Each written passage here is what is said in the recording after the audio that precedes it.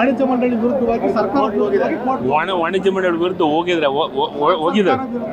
ವಾಣಿಜ್ಯ ಮಂಡಳಿ ವಿರುದ್ಧ ಹೋಗಿದ್ದಾರೆ. ಹಂಗಾಗಿ ಸರ್ಕಾರದ ನಿರ್ಧಾರ ಏನು ಸರಿ? ಈಗ ನಾವು ಇನ್ನೂ ಅದು ಏನೂ ಆಗ್ಲಾರ್ದ ಅದ್ರ ಬಗ್ಗೆ ಮಾತಾಡೋದು ತಪ್ಪಾಗುತ್ತೆ. ಹೋಗ್ಲಿ, ಒಂದು ನಮಗೆ ವಿಶ್ವಾಸ ಇದೆ, ಕರ್ನಾಟಕ ರಾಜ್ಯ ಕನ್ನಡದ ಬಗ್ಗೆ ಎಲ್ಲರೂ ಗೌರವಿಸುವಂಥ ಕೆಲಸವನ್ನು ಮಾಡ್ತಾರೆ. ಕೋರ್ಟ್ನಾಗೂ ನಮ್ಮ ವಿಚಾರವನ್ನು ಇದು ಮಾಡ್ಬೋದು. ಆದರೆ ನಾವೀಗ ಕೋರ್ಟಿನ ಮುಂಚಿತವಾಗಿ ನಾನು ಏನು ಹೇಳಕ್ಕೆ ಬರಂಗಿಲ್ಲ. ಸರ್ಕಾರ ನೋಡಿ, ಈಗ ಮುಖ್ಯಮಂತ್ರಿಗಳ ಗಮನಕ್ಕೆ ತಂದಿದ್ದೀನಿ, ಅದನ್ನು ನಿರ್ಧಾರವನ್ನು ಮಾಡೋಣ ಅಂತ ಹೇಳಿದ್ದಾರೆ. ಮುಖ್ಯಮಂತ್ರಿಗಳ ಗಮನಕ್ಕೆ ತರುವಂಥ ಕೆಲಸವನ್ನು ಮಾಡಿದ್ದೀವಿ. ಇನ್ನೂ ಕೂಡ ಕ್ಷಮೆಯಾಚನೆ ಮಾಡಲಿಲ್ಲ ಸರ್, ಅದಕ್ಕೆ ಹೇಳ್ತಾ ಇದ್ದೀವಲ್ಲ ಸರ್, ಟೈಮ್ ಇದೆ.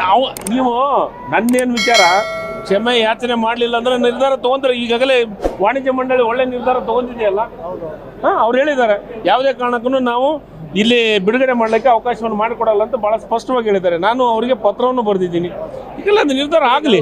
ಕನ್ನಡದ ಅಸ್ಮಿತೆ ಬಗ್ಗೆ ಮಾತಾಡಿರೋದ್ರಿಂದ ಸರ್ಕಾರದ ವತಿಯಿಂದ ಅವ್ರಿಗೆ ಏನಾದರೂ ಸರಿ, ಈಗ ನಾನು ಒಬ್ಬ ಸರ್ಕಾರದ ಪ್ರತಿನಿಧಿಯಾಗಿ ಪತ್ರವನ್ನು ಬರೆದಿದ್ದೀನಿ. ಕರ್ನಾಟಕ ಚಲನಚಿತ್ರ ಮಂಡಳಿಗೆ ಬರೆದಿದ್ದೀನಿ. ಅವ್ರು ನಿರ್ಧಾರ ತೊಗೊಂಡಿದ್ದಾರೆ, ಒಳ್ಳೆ ನಿರ್ಧಾರ ತೊಗೊಂಡಿದ್ದಾರಲ್ಲ. ನೋಡೋಣ ಮುಂದೆ ಏನಾಗುತ್ತೆ ಅನ್ನೋದ್ರ ಬಗ್ಗೆ. ಈಗ ನಾನು ಹೆಂಗೆ ಹೇಳಿ, ಮುಂದೆ ಆಗೋದ್ರ ಬಗ್ಗೆ ಮುಂದೆ ಬರಲಿ, ಅದು ಬಂದದ್ನಾಗ ಮಾತಾಡೋಣ. ಮ್ಯಾಚ್ ಇದೆ ಸರ್, ಫೈನಲ್ ಹೋಗಿದ್ದಾರೆ ಸರ್. ಕನ್ನಡದ ತಂಡ, ಕರ್ನಾಟಕದ ತಂಡ, RCB ನಾಳೆ ಗೆಲ್ತೆ ಕರ್ನಾಟಕದ ಕಪ್ಪು. ಈ ಸತೆ ಕಪ್ಪು ನಮ್ಮದೇ. ಲೇಟೆಸ್ಟ್ ಹಾಗೂ ಇಂಟ್ರೆಸ್ಟಿಂಗ್ ಸುದ್ದಿಗಳಿಗಾಗಿ ಬಾಸ್ ಟಿವಿ ಕನ್ನಡ ಚಾನೆಲ್ನ ಸಬ್ಸ್ಕ್ರೈಬ್ ಮಾಡಿ. ಹಾಗೆಯೇ ಬೆಲ್ ಐಕಾನ್ ಪ್ರೆಸ್ ಮಾಡಿ. ಇದರ ಜೊತೆಗೆ ಫೇಸ್ಬುಕ್, ಇನ್ಸ್ಟಾಗ್ರಾಮ್, ಎಕ್ಸ್ ನಲ್ಲೂ ಮಿಸ್ ಮಾಡದೆ ಫಾಲೋ ಮಾಡಿ.